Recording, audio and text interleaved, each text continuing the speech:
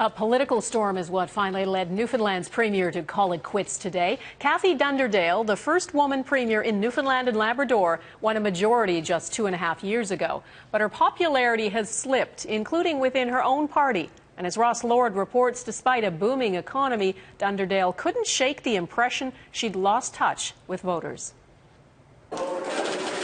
The smile is deceiving.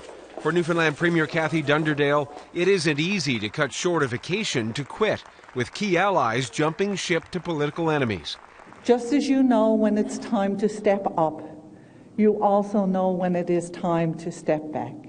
And that time for me is now. Dunderdale made history, Newfoundland's first woman premier. I, Kathy Dunderdale, do swear. Given the job after Danny Williams retired, she then earned a resounding election majority. But the thrill soon faded. She upset Williams by cozying up to his archenemy, the Prime Minister. The Muskrat Falls hydro project generated more controversy, and when she appeared to downplay power outages in the province earlier this month, it fueled criticism she'd lost touch with voters. Rather than addressing those questions or dealing with those questions in a way that people, I think, thought she should, she just basically refused to. And I think that kind of message, or that lack of message, made her very unpopular. There were even online death threats. She admitted made her more careful about where she goes, although she still has her supporters. Actually, I was a little bit upset that she resigned.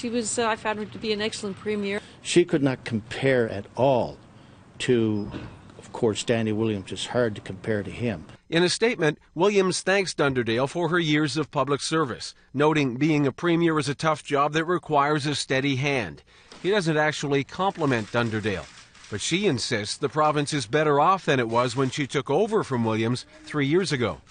We have more jobs, higher incomes, lower taxes, lower public debt. Proof that even a booming economy is no savior for politicians who lose the faith of the people who put them in power. Ross Lord, Global News, Halifax.